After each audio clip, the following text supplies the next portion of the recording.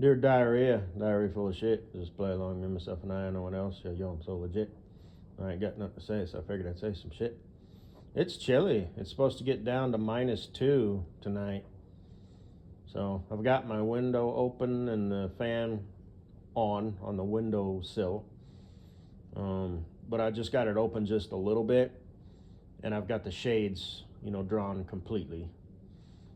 I have both my heater vents open in my room, and and then when I go to bed, I'll turn the ceiling fan on just so I have air moving around and stuff. So, yeah, I was supposed to, it kind of started out not too bad, and it got kind of crappy in the afternoon, like around 2 o'clock or so. The Broncos played today, a home home game, playoff game. I guess they had a pretty good record. I'm not a sports fan, and neither is my dad, but he, just was like aware of it. I guess they lost the first two games this season. They've been undefeated since. So they played the New England Patriots today, if anybody cares. I noticed that they switched their uniforms more to their original color, the orange for home and, white for away, because that's how that works. At least it used to. I'm assuming it still does. Is if you're the home team, you've got the dark uniforms. And if you're the away team, you've got the light uniforms. So, yeah, back in the day. And that, every single NFL team kind of had a makeover. They got new uniforms and new helmet designs and shit, because the Broncos used to be, the orange jersey with the white lettering for home, and white jerseys with either like dark blue lettering for away. And their helmets were blue with white face masks, because they're metal, but they're coated in plastic. Some of them are straight up plastic. They're like really thick plastic. But depending on the face mask, like, lineman type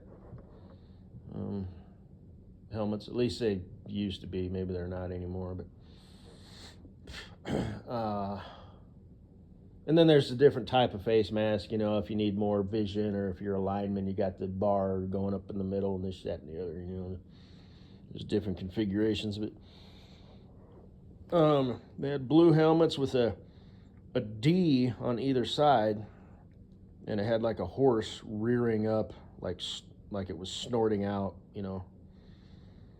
air or whatever. And then they changed it, to what they are now. But they kind of went back to their old retro ways, which I think is cool. I'm not a sports fan. Like I said, if I was to watch sports, it would be football, because of the different specialties of each, group of players, and all that shit, versus baseball, basketball, soccer, hockey. Everybody's pretty much the same size and weight, and everybody can do everybody else's job. But that's not so much in football. Everybody has a specialty role that they play on that team. So, but and I'm not necessarily a Broncos fan either. They can win or lose. I don't care. I did notice that I went into town today on my way back, after the game had started, because I didn't stay to watch it. I went over to my folks' house and ate some food and, whatnot. But the town was a little bit emptier than it usually is on a Sunday, because all the sheeple and NPCs are watching the game, bruh. So I had to play in that cold ass weather. Anyway, I posted some videos. Made me think of Mrs. Butthead, and I didn't search for him. You know what I mean? That just popped up, and I was like, oh, hey, I can use that.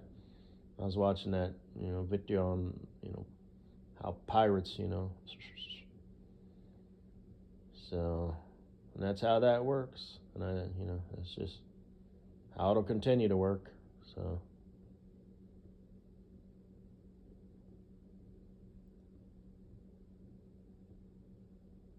I've posted videos about Katie Boo. Yeah. I might mention her or whatever. Oh, shit.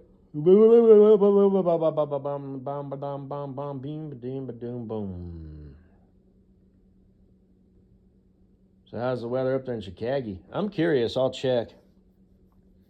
Because it's up there farther north, so just its position on planet Earth, during the winter is colder. Plus, Chicago, isn't that next to like Lake Michigan or something like that? So that might have some effect on shit, temperature wise. And they call it the Windy City. I'll have to Google that. Why do they call it the Windy City? Is it because the wind blows a lot? That would be my guess. I know that's kind of a stupid thing to say. And I guess the reason for that would probably be because, Lake Michigan, temperature changes and pressure changes and stuff. Because the water, retaining heat and or cold, or whatever, I think coastal cities are the same way, that are next to the ocean. It's like I don't know. I don't care. I remember when I took the vacation to Hawaii with the fam. We spent one day on the Big Island in just a motel room, that was up on like I don't even know. It was a big ass motel. It's like the 10th floor. So that was kind of cool, sit out there on the balcony, just kind of looking out, down at the little commons area, and they have palm trees in Hawaii. It's tropical, and the ocean, and you can kind of see the beach a little bit, and just vacation life, bro. And then we went to a smaller island, and they upgraded for free. Instead of a hotel room, which is what my dad, booked. They upgraded us to like a suite, so it had like a fucking kitchen and shit, and separate bedrooms and shit. It was like one of them things that you rent out, and it was on the first floor. And it was right on the beach. Walked out to the beach there, and anyway, that you could hear the ocean like all the time, and I am not an ocean boy. A lot of people might think that's like relaxing, like ASMR. It was annoying to me. It kind of sounded like the wind blowing, but not. It was hard to explain, and I didn't like it. If you can believe that, most people probably would, especially because it's something new, right? It's like, oh, the sound of the ocean. Oh, how peaceful. Open up the. Actually, we went in like January, or maybe it was February, because we wanted to go during the off season. Now, mind you, it's Hawaii, so winter in Hawaii is like 60 degrees, 70 or something like that. But I suppose if you were comfortable, which I would not be, if you were on vacation, opening a window or a door or something, I would not do that. That's just me, like if you're in a hotel room or something, don't open your fucking window, But, unless you're on, the second story, preferably the third would be better. Then you can open your window or even your balcony. I don't think anybody would throw a grappling hook up there, and shimmy up there, But, whatever. Stranger things have happened. People get really drunk or strung out on drugs. People do weird shit. So, I guess the higher the better. They probably can't throw it up past the 4th floor unless they have some sort of like, air cannon that's going to launch it up there. And then they got to get up there, whatever their system is, wrap something around their feet that has like, reverse, a lock mechanism so they can just shimmy up. I'm just making that up. I don't even know if such a thing exists, but That way you're not using brute strength to get up there, you know, and you can just sort of like inchworm it, you know, hands, feet, and just, and then you get up there and just like release it, you know. And then you're in like Flynn, Mr. Gwynn. But anyway, who thinks like that? Me. This guy right here. Anyway. But you got anything 10th floor or higher? I got a thing, you know. But anyway, it at least adds that obstacle that they have to overcome. And they could always just take the elevator and pick the lock. There's that route too. So, you know, motel room, maybe they got some sort of magnetic thing or whatever to do it. You know, where there's a way, there's a way. And those little locks, you know, in motel rooms, the little latch that, you know, flips over, or the old school chains, you know, it's like, well, you know, it's not going to stop anybody, obviously. Yeah. But you could try propping the door up behind it, you know, but again, then it's like, well, how sturdy is it up against it, you know? It's probably not really going to work, you know. The only way that would really work is if you nailed a 2x4, you know, behind the door that you propped up, you know, leaning up against, you know, with the backrest against the doorknob, and then it would work pretty good. It would at least give you time, because you'd be like, you know, you'd wake up to, you know, somebody trying to get in. You'd be like, what in the good fucking shit is going on? But anyway, I stayed in a motel one time when I was driving with the company before Land of Milk and Honey a long time ago. I got a fucking call, and this guy was like, you know, so I thought it was like the front office, right? You know, I got the call on the motel room phone. He's all, hey, is Jim there? You know, I'm like, no, this isn't Jim. Okay, whatever, click. Immediately call back, hey, is Jim there? No, this isn't Jim, you know. And, you know, I said, I just checked into this motel room. I'm not Jim. You know, Jim must have checked out. And, you know, then like, I got a call, you know, and I had already decided that I should, you know, go ahead and leave. And, you know, so that happened like back to back. And then again, like, you know, a minute later, I got a call from the front desk. You know, the phone rings a third time, and I'm thinking, this stupid shithead. You know, and it was the front desk saying, hey, a guy called asking for Jim or asking for you or something. And I said, I'm checking out, man, because this guy's looking for, you know, somebody, and he's going to be knocking on my door at 2 o'clock in the morning wanting his fix. Jim, I know you're in there, you son of a bitch. So, anyway, this one chick knocked on my door one time. I was parked bobtail, which means no trailer, at a Waffle House. I love Waffle House. I stab people there. They're so shitty and dumpy, they don't even care. So I get up, I open my door, and, you know, she's all, can I get in? And I was like, no. And I don't remember exactly what happened, but, you know, if I was like, you know, you all right? You need help? You know, you need the police? What's your deal? And I wasn't like in a rough neighborhood. I was parked just down the the road from the yard. And usually I would pull one for the team and park at the yard. That way I'm freeing up spaces for other trucks. But there was a lot of dust in the yard, you know, and trucks would always, you know, but anyway, it was what it was, you know, so whatever. But so you know, I don't, like I said, I don't remember exactly what I said or what happened, but, you know, it's like, no, you are not getting in this truck. No, it's non-negotiable. Absolutely not. You call the police. You don't knock on. And I don't know if she was a lot lizard. I mean, I wasn't in a truck stop, but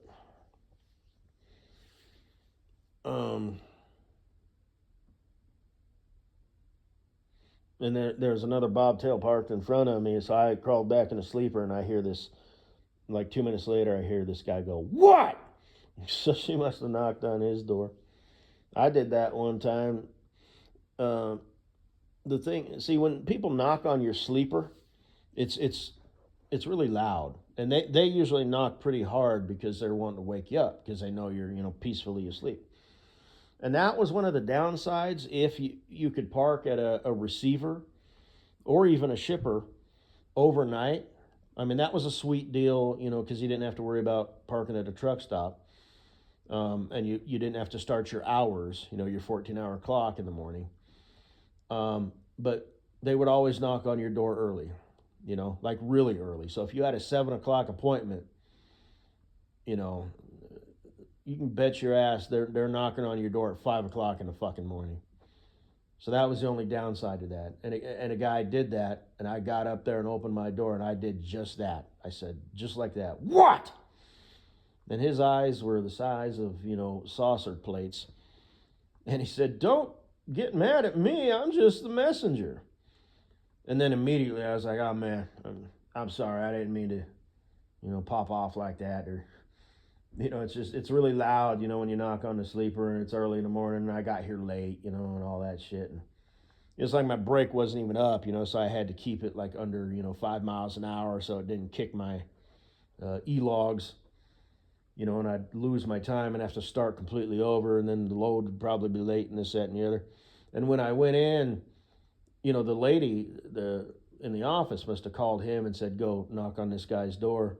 Because when I went in to get my bills, because he was just the guy who loaded me. So when I went and got my bills, and I don't remember where it was at, what I was picking up, or where I was going. That's not important. For some reason, I want to say it was either in Indiana or Illinois. But maybe it was some sort of cold storage facility. Not sure. But when I walked in, she couldn't even look me in the eyes. So he must have told her, you know, what happened, you know, and she was like, I don't know. I mean, you know, whatever. But so anyway, sweet, sweet Katie Boo, it's a chilly, chilly, cold, cold night. I'll be thinking about you. So yeah. Remember when we were going to kick this off before Christmas or by Christmas? And it was going to be a special thing, you know, yours and mine's first Christmas together.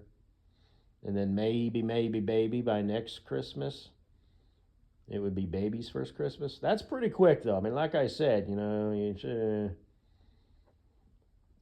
the honeymoon phase, you know, it's like we ain't really got a whole lot of time for that. But like I said, you know, my folks live close by. But when the baby's an infant, you know, that maternal instinct is going to kick in, and you're not going to want to leave that baby for much. You know, and you're going to be a stay-at-home mom, so you'll be at home with the baby all day. You know, and I'll come home from the coal mine all dirty and, you know, eat the dinner that you made for me and the formula for the baby. We'll all eat dinner together as a family, you know, and, you know, then the baby will graduate to like Gerber baby food, you know, and then you'll be chopping up little bits of soft food, you know, and training his or her palate, you know, so they eat healthy, you know. So don't be feeding them little chunks of processed food, you know, chicken nuggets and shit. Be feeding them little chunks of avocados and mashed potatoes and green beans and, you know, soft food, you know, cut up real small for their little mouth, you know, and they use their little hands, you know. They'll have little spoons, but they don't use them, you know. Babies are animals. They just use their hands. They're savage. So, and then they start using their hands, and you train them and teach them, here you go, and they're all looking like, oh, this is what's going on here. This is new, you know. And you sort of guide them, you know, and you use it with yours, a little bit exaggerated, but not too exaggerated, not all stupid like, you know, just use your fork, bring it up to your face there, and you stick it in the hole in the front of your face under your nose. You know, chew it up there. There you go, you know. So, and I'm sure you'll just love being a mother. I'm sure you'd be a good one. I mean, if you was, you know, not, if you could still have kids, you know, and this wasn't all complete and utter fucking bullshit, you know, but yeah, that just sort of came and went. And like I said, as far as the honeymoon phase goes, honestly, girly girl, I mean, obviously, you know, if this wasn't bullshit and all that, you know, I think, anyway, I'll just stop. But Valentine's Day, that's coming up next. Yeah, That might, yeah, that might even be even more special. It'll be our first Valentine's Day together. How much time we got? What is today? That's like 20. Shit. Tomorrow's the 26th, I think. Woohoo. We ain't got much time. You better leave a comment below. Better get on this shit. But anyway. After that, let's see. What's in March? St. Patty's Day? Let's see. April is Easter. You're a good Christian girl, so it's like, oh, that's sweet. But let's not turn this into anything like religious or anything, okay? So anyway, we'll be together before Easter for sure, no doubt. I mean, April, that's like forever away. Got plenty of time. I'm not even gonna start thinking about that shit because But anyway,